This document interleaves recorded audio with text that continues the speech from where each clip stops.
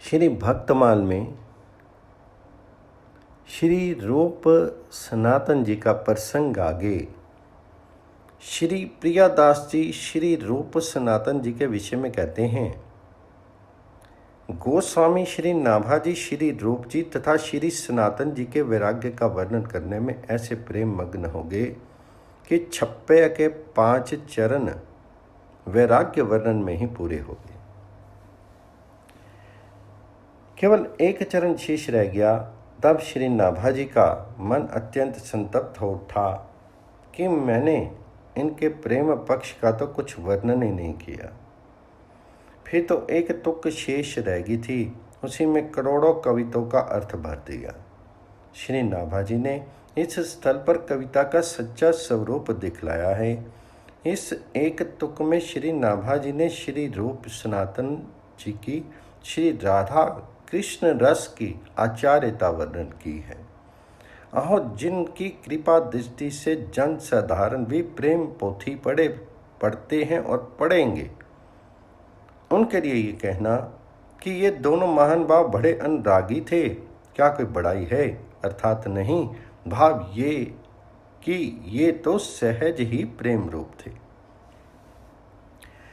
कहत बैराग गए पागी नाभा स्वामी जो, वे गई यो निबर तुक 5 लागी आची है, रही एक माझ धरियो कोटिक कवित अर्थ, याही ठोर ले दिखायो कविता की सांची है। राधा कृष्ण रस की आचर्यता कहीं या में, सोई जीवना जीवनाथ भट्ट छप्पे बानी नाची हैं, बड़े अनुरागी ये तो कहिबो बड़ाई कहा, आहो जिन कृपा दृष्टि प्रेम पोथी बाजी है। काल के कुचक्र से ब्रजमंडल के तीर्थ प्राय लुप्त गुप्त हो गए थे। अतः उन दिनों उन्हें और श्री ब्रज भूमि एवं श्री वृंदावन के स्वरूप एवं रहस्य को कोई जानता नहीं था। परंतु श्रीमद् भागवत में श्री शुकदेव जी ने श्री ब्रज वृंदावन के संबंध में जैसा कुछ कहा है, श्री रूप सनातन जी ने वैसा ही प्रकट करके दिखा दिया। आपकी उपासना की रीति भी श्रीमद् भागवत के ही अनुसार थी। आपने रस सार श्रृंगार रस की उपासना अपनाई थी, जो कि रसिक महान भावों को परम सुखदायिनी है। श्री गौरांग महाप्रभु का आदेश पाकर के आपने कुछ दिन तक गोपीश्वर महादेव के निकट निवास किया और श्री महाप्रभु की कृपा से सब प्रकार की भक्ति पाकर के बहुत से भक्ति ग्रंथों की रचना की। ग्रंथों में वर्णित आपकी एक एक बात में मन बुद्धि जब निमग्न होते हैं तो वह सुख मिलता है कि फिर शीर पुलकायमान हो जाता है और आंखों से आंसुओं की झड़ी सी लग जाती है। वृंदावन व्रज भूमि जानत न को प्राया, दई दर्शाए जैसी शुक मुख गाई है, रीति हूँ उपासना की भागवत अनुसार, लियो रस सार सो रसिक सुखदाई है। आज्ञा प्रभु पाए मुनि गोपीश्वर लगे आए, किए ग्रंथ पाए भक्ति भांति सब पाई है, एक एक बात में समात मन बुद्धि, जब पुलकित गात दृग झरी सी लगाई है। एक समय श्री रूप गोस्वामी जी श्री नंदग्राम में कदम टेर पर भजन गा रहे थे। उसी समय बड़े भाई श्री सनातन जी श्री वृंदावन से आपके पास आए।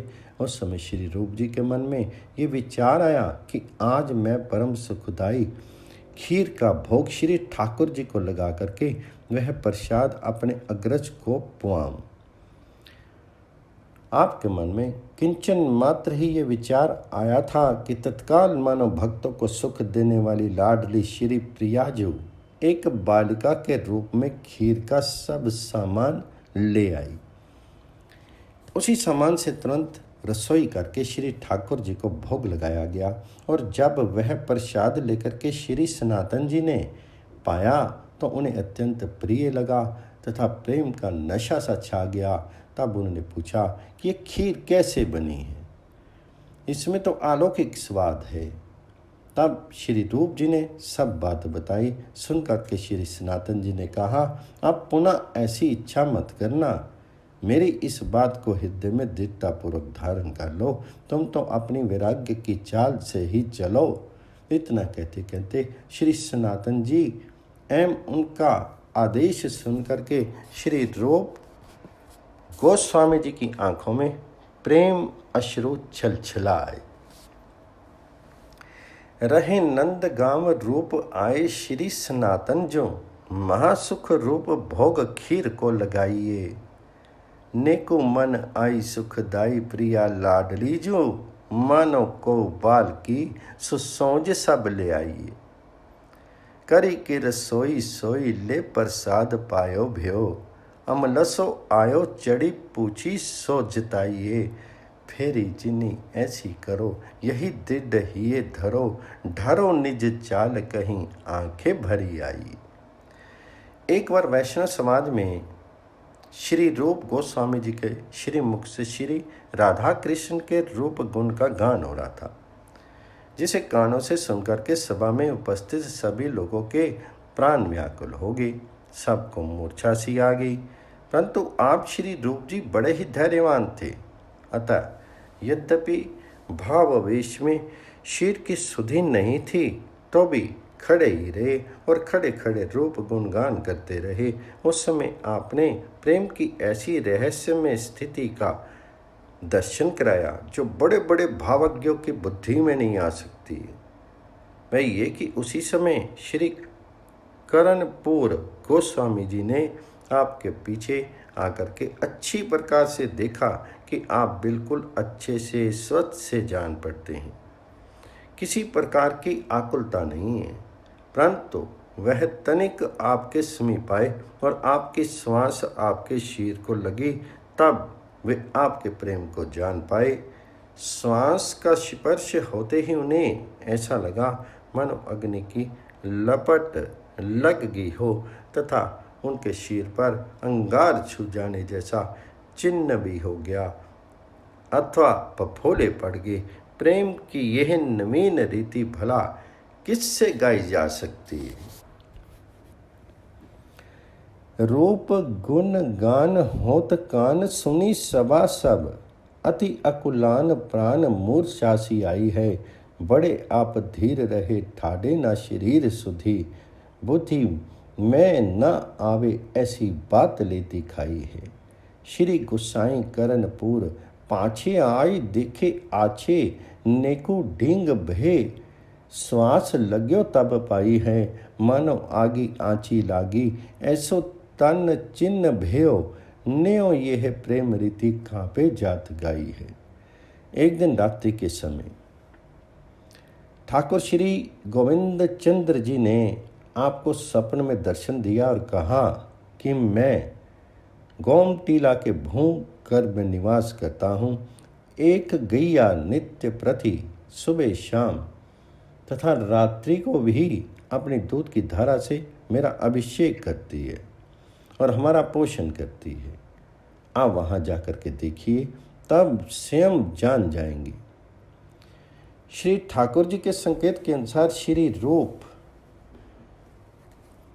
गोस्वामी जी ने श्री गोविंद चंद भगवान जी का स्वरूप प्रकट किया। श्री ठाकुर गोविंद देव जी की अत्यंत ही अनुपम छवि हैं। चतुर रसिक जन रसिक इंद्र चूड़ामणि श्री राधा गोविंद एवं परम रसिक श्री रूप जी का निरंतर हृदय में ध्यान करते हैं। श्री गोविंद चंद आए निसी को स्वप्न दियो, दियो कही भेद सब जासो पहचानिए। रहो मैं खिरक माझ मोसे निभि निसी भोर सांझ, सींचे दूध भार गाय जाए देखी जानिए। प्रगट लेकियो रूप अति ही अनूप छवि, कवि कैसे कहें थकी रहे लाखी मानिए। कहाँ लो बखानो भरे सागर ना गागर में, नागर रसिक हिये निशिदन आनी। एक बार श्री सनातन जी नंदगांव में पावन सरोवर पर रह रहे थे। भजन में मन लग जाने से 3 दिन न तो गांव में मधुकरी आदि मांगने गए और न तो संयोग से गांव का ही कोई सरोवर की ओर आया। चौथे दिन एक श्याम वर्ण का बालक श्याम ठाकुर श्री मदन मोहन जी दूध लेकर के आया और उसने प्रार्थना पूर्वक इन्हें दूध पिलाया। बालक की रूप माधुरी से आकृष्ट होकर के इन्होंने पूछा, तुम कहाँ रहती हो? तब बालक ने अपने घर का पता बताया तथा कहा कि हम 4 भाई श्री हरदेव जी गोवर्धन में, श्री बलदेव जी बलदेव ग्राम में, श्री केशव देव जी मथुरा में, श्री गोविंद देव जी वृंदावन में हैं। साथ ही पिताजी श्री नंदो जी का भी परिचय दिया। बालक के चले जाने पर श्री सनातन जी का मन पुनः बालक के दर्शन के लिए उत्कंठित हुआ। अतः सरोवर से उठ करके नंदगांव गए और उन्होंने घर घर पूछा, परंतु कहीं भी बालक रूपधारी श्री हरि को नहीं पाया। चारों ओर खोज खोज कर हार गए। इनकी आंखों में आंसू भर आए। तब आपने निश्चय किया कि यदि अब की बार वह बालक आएगा तो उसे जाने नहीं दूंगा। श्री सनातन जी को बालक के सिर पर बंधी लाल पकिया बहुत ही अच्छी लग रही थी। आप रात दिन उसी लाल पग वाले सांवरे किशोर का ध्यान करने लगे। रहे श्री सनातन जो नंदगांव पावन पे आव, न दिवस 3 दूध लेके प्यारिये, सांवरो किशोर आप पूछे किछि कहीं और रहो, कहे 4 भाई पिता रीति हूँ उचारिये, गई ग्राम बूझी घर हरि पे न आए कहूँ, चाहूँ दिसी हेरी हेरी नैन भरी डारिये, अब के जो आए फिर जान नहीं पावे, शीश लाल पाग भावे, निसी दिन उर्धारिये। श्री रूप गोस्वामी जी ने चाटू पुष्पांजलि नामक स्तोत्र में श्री राधिका जी की वेणी की नागिन से उपमा दी है। इस प्रसंग को जब श्री सनातन जी ने पढ़ा तथा श्री राधिका जी का स्वप्न नेत्रों से देखा तो उन्हें यह उपमा नहीं जची। उन्होंने सोचा कि जान पड़ता है भाई ने भाव पद्धति से हट करके केवल काव्य पद्धति का अनुसरण करते हुए ऐसा लिखा है। परंतु एक दिन आप श्री राधा कुंड के किनारे बैठे भजन कर रहे थे। इतने में क्या देखा कि एक वृक्ष की डाल पर झूला पड़ा हुआ है। उस पर बैठी एक गोर वर्ण की किशोरी पर फुल्लित मना झूल रही है और सखियां उमंग में भरी झुला रही हैं। उस किशोरी की पीठ पर आपको लप लपाती हुई नागिन सी दिखाई पड़ी। आप तुरंत ही नागिन से किशोरी की रक्षा करने के लिए दौड़ पड़े, परंतु समीप पहुंचने पर देखा कि वह नागिन नहीं है, वस्तु तस्तु उनकी वेणी है। इतने में ही वह झूले का दृश्य भी अंतर्ध्यान हो गया। फिर तो आप समझ गए कि ये तो साक्षात किशोरी श्री राधिका जी सखियों के साथ झूला झूल रही थी और हमारे भ्रम का निवारण करने के लिए ये लीला की थी। फिर तो आप अपने छोटे भाई श्री रूप जी के पास आए और अत्यंत श्रद्धापूर्वक उनकी परिक्रमा की। बड़े भाई को अपनी परिक्रमा करते देख करके श्री रूप जी ने भयभीत होकर के उनके चरण पकड़ लिए। श्री सनातन जी ने उन्हें उठा करके हृदय से लगा लिया। दोनों ही भाई प्रेम रस सार में पगे रहते थे।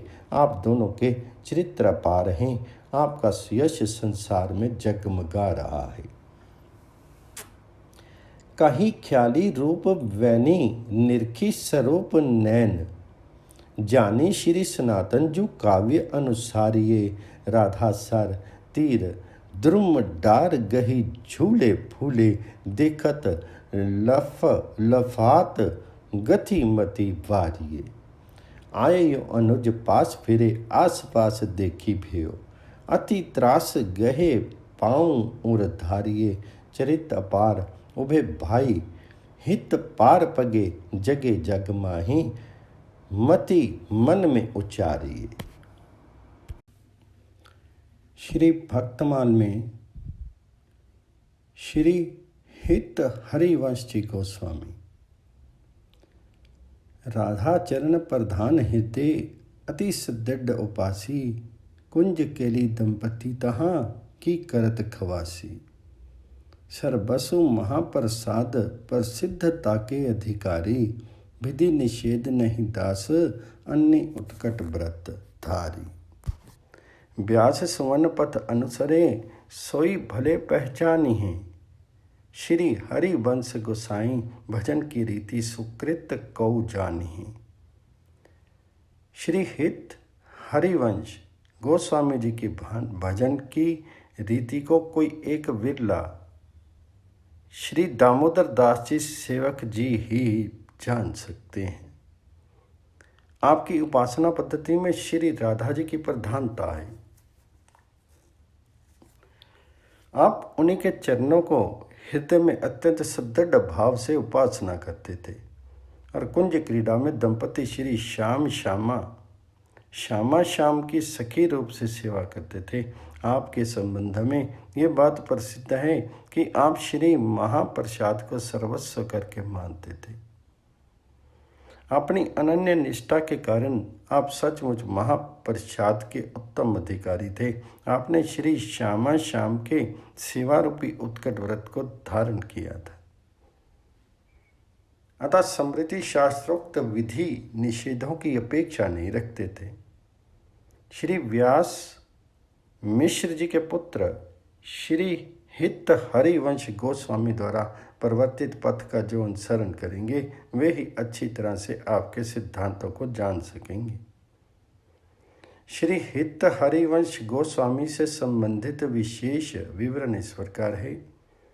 रसिक भक्त शिरोमणि गोस्वामी श्री हित हरिवंश चंद्र महाप्रभु जी का जन्म मथुरा के निकट बाद ग्राम में विक्रमी संवत 1559 वैशाख मास की शुक्ल पक्ष की एकादशी को हुआ था। इनके पिता का नाम श्री व्यास मिश्र जी और माता का श्री तारा देवी था। व्यास मिश्र जी 9 भाई थे, जिनमें सबसे बड़े श्री केशवदास जी तो संन्यास ग्रहण कर चुके थे। उनके संन्यास आश्रम का नाम श्री नरसिंह आश्रम जी था। शेष 8 भाइयों के केवल यही एक व्यास कुल दीपक थे, इसलिए ये सभी को प्राणों से बढ़कर प्रिय थे और इसी से इनका लालन पालन भी बड़े लाड चाव से हुआ था। ये बड़े ही सुंदर थे और शिशुकाल में ही राधा नाम के बड़े प्रेमी थे। राधा सुनते ही ये बड़े जोर से किलकारी मार करके हंसने लगते थे। कहते हैं कि 6 महीने की अवस्था में ही इन्होंने पलने पर पोड़े हुए श्री राधा सुधा निधि स्तव का गान किया था, जिसे आपके ताऊ स्वामी श्री नरसिंह आश्रम जी ने लिपिबद्ध कर दिया था। श्री प्रियादास जी ने श्री हित हरिवंश की श्री राधा भक्ति का वर्णन इस प्रकार किया है। हित जो की रीति को लाखनी में एक जाने, राधा ही प्रधान माने पाछे कृष्ण ध्याइए।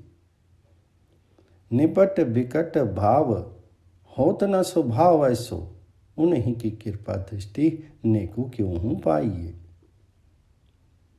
विधि ओ निषेध छेद डारे प्राण प्यारे हिए, जिए निज दास निसी दिन वह गाइए।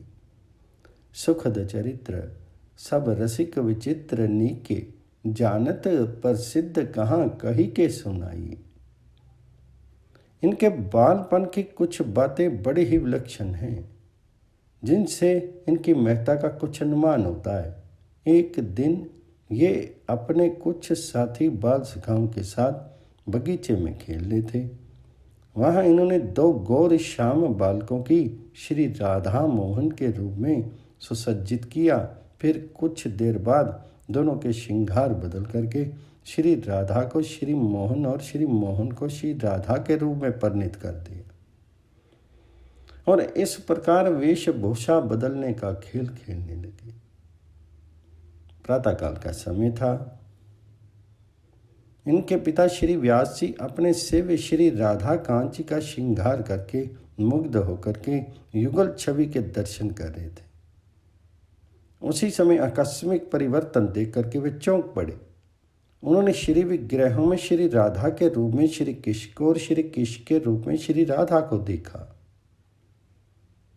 सोचा वृद्धावस्था के कारण समृद्धि नष्ट हो जाने से श्रृंगार धराने में भूल हो गई है। क्षमा याचना करके उन्होंने श्रृंगार को सुधारा, परंतु तुरंत ही अपने आप वह श्रृंगार भी बदलने लगा। तब घबरा करके व्यास जी बाहर निकले।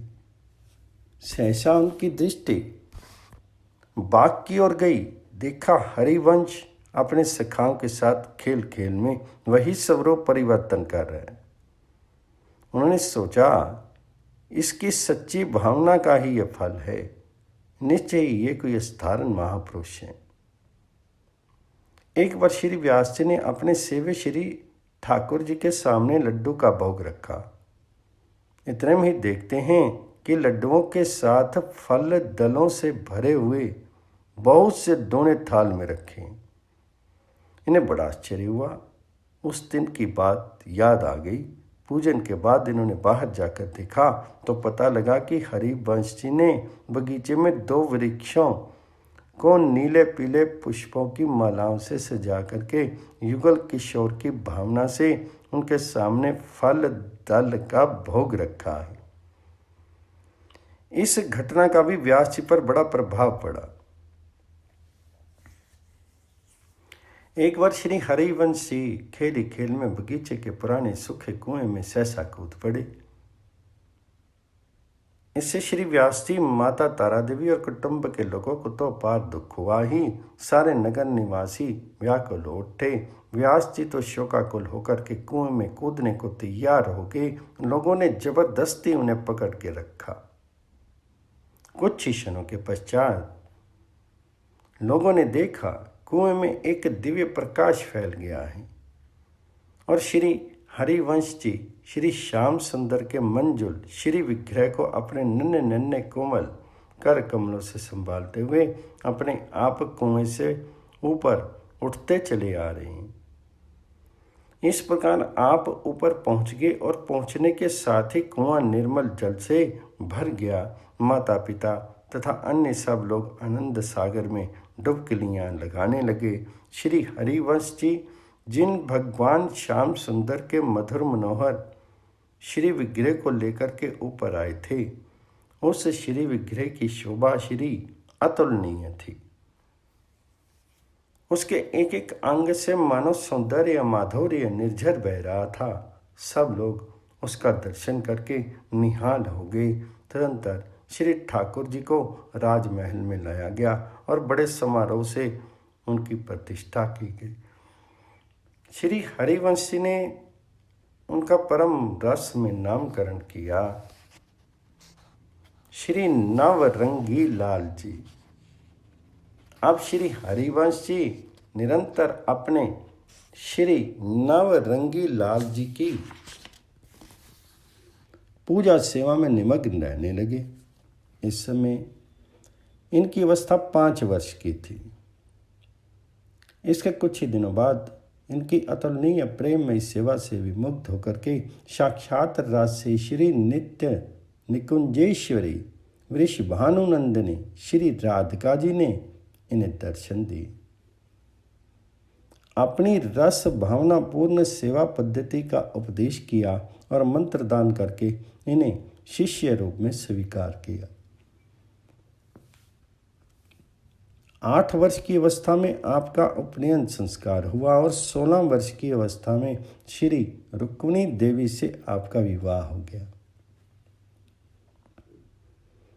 पिता माता के गोलोकवासी हो जाने के बाद आप सब कुछ त्याग करके श्री वृंदावन के लिए विदा हो गए।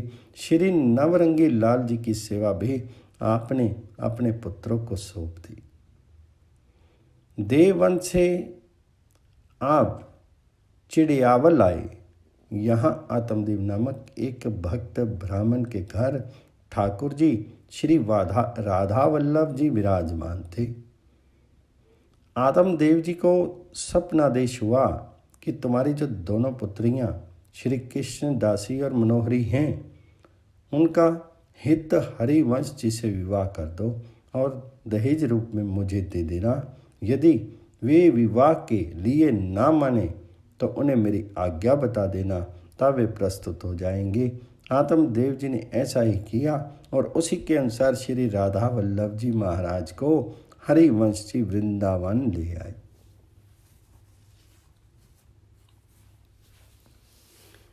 श्री प्रियादास जी इस घटना का अपने एक कविता में इस प्रकार वर्णन करते हैं। आए घर त्यागी राग बड़्यो प्रिया, प्रियतम सो विप्र बड़ बाग हरि आज्ञा दे जानिए। तेरी उभे सुता ब्याह देवी लेवो नाम मेरो, इनको जो बंस सो प्रशंस जग मानिए। ताही द्वार सेवा विस्तार निज भक्तन की, अगतिन गति सो प्रसिद्ध पहचानिए। मानी प्रिय बात गह गह्यो, सुख लह्यो सब कह्यो, कैसे जात ये है मत मन आनिए। वृंदावन में मदन टेर नामक स्थान में श्री राधा वल्लभ जी ने प्रथम निवास किया। इसके पश्चात इन्होंने भ्रमण करके श्री वृंदावन के दर्शन किए और प्राचीन एवं गुप्त सेवा कुंज, रासमंडल, वंशीवाट एवं मानसरोवर नामक 4 पुण्य स्थलों को प्रकट किया। तदनंतर आप सेवा कुंज के समीप कुटियों में रहने लगे तथा श्री राधा वल्लभ जी का प्रथम प्रतिष्ठा उत्सव इसी स्थान पर हुआ। श्री राधा वल्लभ जी की आज्ञा से श्री हित हरिवंश जी ने श्री श्यामा श्याम युगल सरकार की निकुंज लीला का क्रिया और काव्य द्वारा प्रचार प्रसार किया।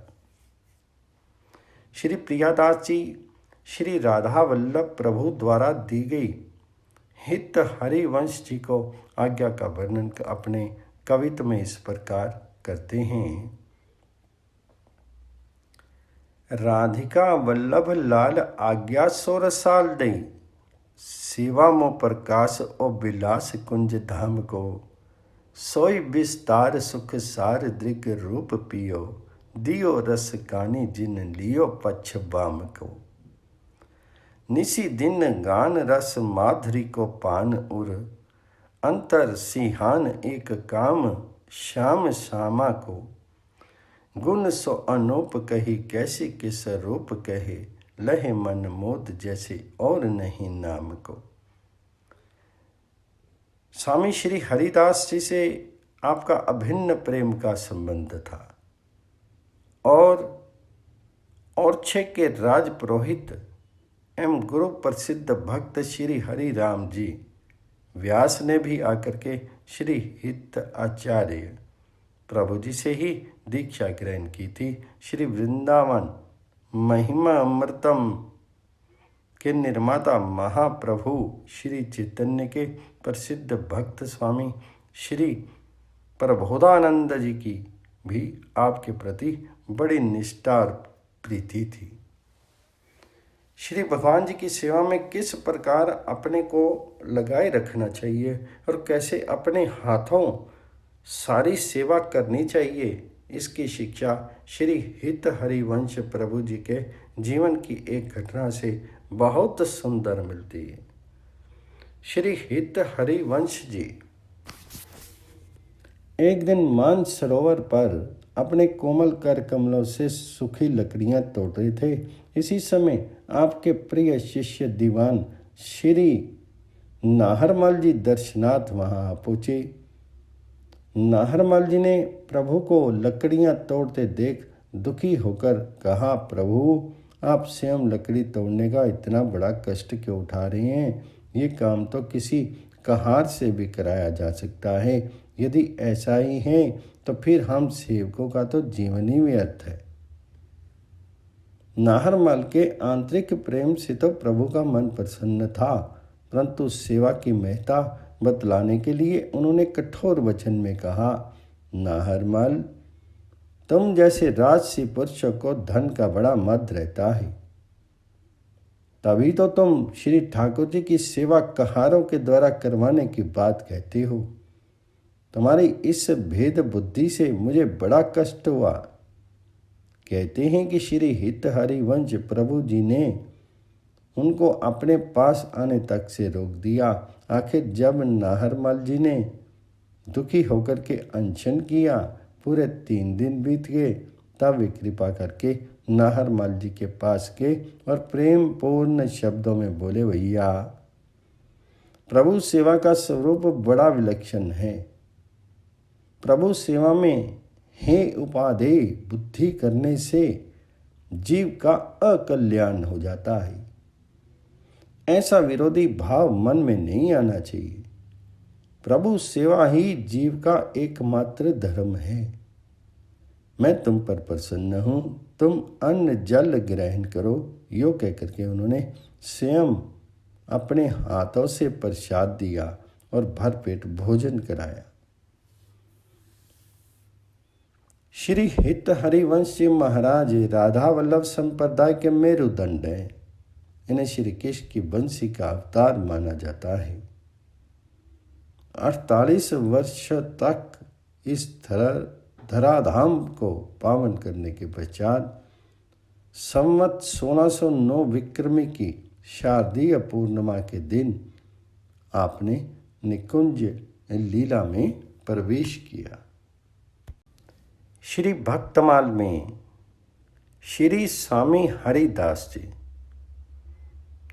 जुगल नाम सो नेम जपत नित कुंज बिहारी, अवलोकत रहे के लिए सखी सुख के अधिकारी। गान कला गंधर्व श्याम श्यामा को तोषे, उत्तम भोग लगाए मोर मरकट तिमि पोषे। निपति द्वार ठाडे रहे दर्शन आशा जास की, आस धीर उद्योग कर रसिक छाप हरिदास की। श्री स्वामी हरिदास जी श्री आशुधीर जी के सुयश को जग में प्रकाशित करने वाले हुए। आप वैष्णव समाज में श्री रसिक जी इस नाम से विख्यात थे। आपका श्री कुंज बिहारनी बिहारी श्री श्यामा श्याम प्रिया प्रीतम युगल के नाम के प्रति बड़ा नेम प्रेम था। आप निरंतर प्रेम पूर्वक श्री युगल नाम का जप किया करते थे तथा नित्य श्री प्रिया प्रीतम की केली विलास लीला का दर्शन करते रहते थे। आप सखी सुख के परम अधिकारी थे तथा संगीत विद्या में ऐसे निपुण थे कि आपके समक्ष गंधर्व भी एक कला मात्र प्रतीत होते थे। अपने रस में संगीत से आप श्याम श्यामा श्याम को सदा रिझाते थे। आप अपने परम आराध्य श्री श्यामा श्याम को परम उत्तम भोग अर्पित करते थे और संत से अवशिष्ट भोग प्रसाद द्वारा मयूर बंदर एवं मक्खियों का भी पोषण करते थे।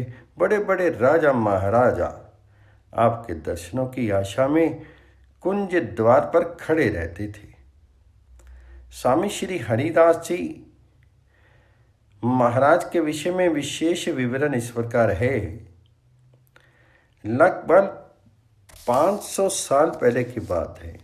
वृंदावन से आधे कोस की दूरी पर राजपुर गांव में संवत 1537 विक्रमी के लगभग स्वामी श्री हरिदास जी का जन्म हुआ। उनके पिता का नाम गंगाधर और माता का चित्रा देवी था। वे ब्राह्मण थे। बाल्यावस्था से ही उन्हें भगवान जी की लीला के अनुकरण के प्रति प्रेम था और वे खेल में भी बिहारी जी की सेवा युक्त क्रीड़ा में ही तत्पर रहते थे। माता पिता भगवान जी के सीधे साधे भक्त थे। हरिदास के चरित्र विकास पर उनके संपर्क एवं संग तथा शिक्षा दीक्षा और रीति नीति का विशेष प्रभाव पड़ा। हरिदास का मन घर गृहस्थों में बहुत ही कम लगता था। वे उपवनों में, सरसरिता के तट पर और एकांत स्थानों में विचरण किया करते थे। एक दिन अवसर पाकर के 25 वर्ष की अवस्था में एक विरक्त वैष्णव की तरह वे घर से अचानक निकल पड़े। वे घर से सीधे वृंदावन आए, अपने उपास्य देवता बिहारी जी के दर्शन किए और उन्हीं के शरणागत होकर के निधिवन में रहने लगे। आशुधीर जी उनके दीक्षा गुरु थे। धीरे धीरे उनके त्याग, नसप्रियता, रस उपासना और संगीत दक्षता की प्रसिद्धि चारों ओर भक्त, संत तथा संगीतज्ञ मंडली में व्याप्त हो गई और उनके शिष्यों की संख्या उत्तरोत्तर बढ़ने लगी। भाववेश में सदा उनकी महज समाधि सी लगी रहती थी। प्रिया प्रीतम श्री राधा कृष्ण के सौंदर्य और माधुर्य के महासागर में रात दिन डूबे रहते थे। उनका वही अचल धन था। उन्होंने बड़ी सरलता से भगवान जी का स्तवन करते हुए कहा, हरि, तुम जिस तरह हमें रखना चाहते हो उसी तरह रहने में हमें संतोष है। उनका पूर्ण विश्वास था कि सब कुछ बिहारनी जी की कृपा से ही होता है। हरिदास निम्बार्क संप्रदाय के संत आशुधीर जी के शिष्य थे। स्वामी हरिदास जी की उपासना सखी भाव की थी और भक्ति श्रृंगार मूलक रासेश्वर की सौंदर्य निष्ठा की प्रतीक थी। उनके सिद्धांत से भोक्ता केवल भगवान हैं और समस्त चराचर जगत उनका भोग्य है। उनकी कुटी के सामने दर्शन के लिए बड़े बड़े राजा महाराजाओं की भीड़ लगी रहती थी, पर उन्होंने कभी किसी की मुंह देखी नहीं कि करका करवा ही उनका एकमात्र सामान था। एक बार एक भक्त ने व्यास जी को अत्यंत मूल्यवान इत्र भेंट किया। वे भगवती जमुना की रेती में बैठे हुए थे। वसंत ऋतु का यौवन अपनी पराकाष्ठा पर था। वृंदावन के मंदिरों में धमार की धूम थी। रसिक हरिदास का मन डोल उठा। उनके प्राण प्रिय रास विहारी और उनकी रासेश्वरी श्री राधा रानी की कृपा दृष्टि की मनोरम दिव्यता उनके नयनों में समा गई। वृंदावन की चिन्मयता की आरसी में अपने उपास्य की झांकी करके वे ध्यानस्थ हो गए। उन्हें तनिक भी बाह्य ज्ञान नहीं था। वे मानस जगत की सीमा में भवदीय कांति का दर्शन करने लगे। भगवान राधा रमन रंग उत्सव में प्रमत्त होकर के राधा रानी के अंग अंग को कर में कनक पिचकारी लेकर के सरोबार कर रहे थे।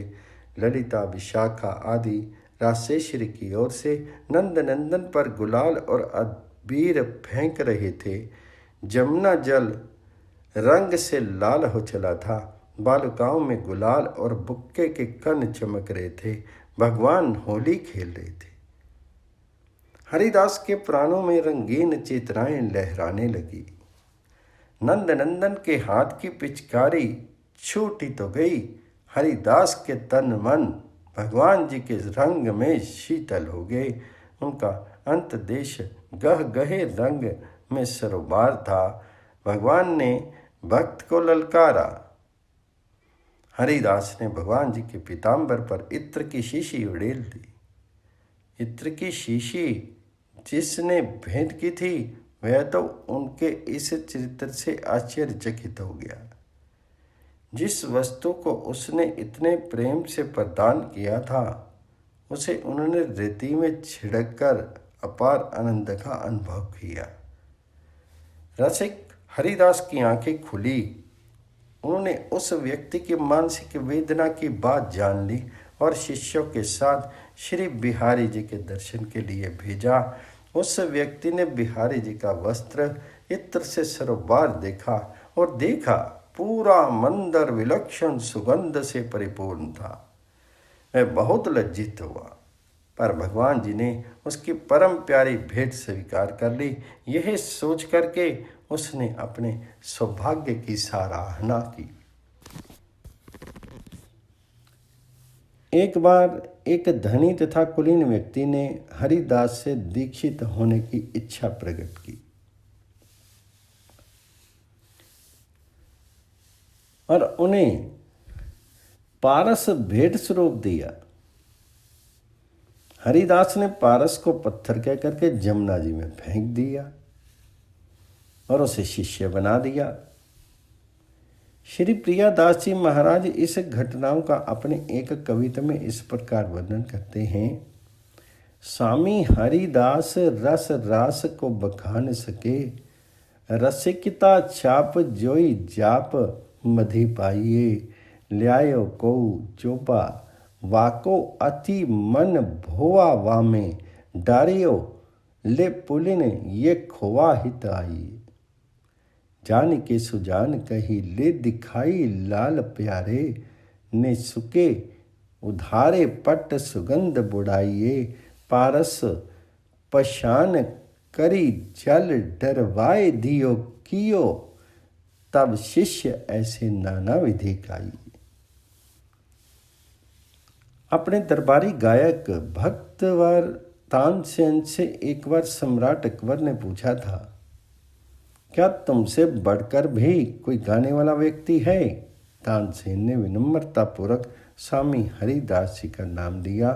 अकबर ने उन्हें राज्यसभा में आमंत्रित करना चाहा, पर तानसेन ने निवेदन किया कि वे कहीं आते जाते नहीं।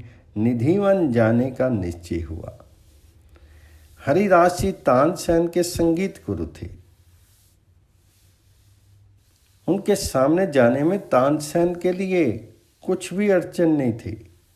रही अकबर की बात, सो उन्होंने वेश बदल करके एक साधारण नागरिक के रूप में उनका दर्शन किया। तानसेन ने जानबूझकर एक गीत गलत राग में गाया। स्वामी हरिदास ने उसे परिमार्जित और शुद्ध करके कोकिल कंठ से जब आलाप भरना आरंभ किया, तब सम्राट अकबर ने संगीत की दिव्यता का अनुभव किया। तानसेन ने कहा, स्वामी जी सम्राटों के सम्राट भगवान श्री कृष्ण के गायक हैं। स्वामी श्री हरिदास जी निम्बार्क संप्रदाय के अंतर्गत टट्टी संतान के संस्थापक थे। संवत 1632 विक्रमी तक वे निधिवन में विद्यमान थे। वृंदावन के नित्य नवीन भगवत लीलामयी चिन्मयता के सौंदर्य में उनकी रस उपासना ने विशेष अभिवृद्धि की।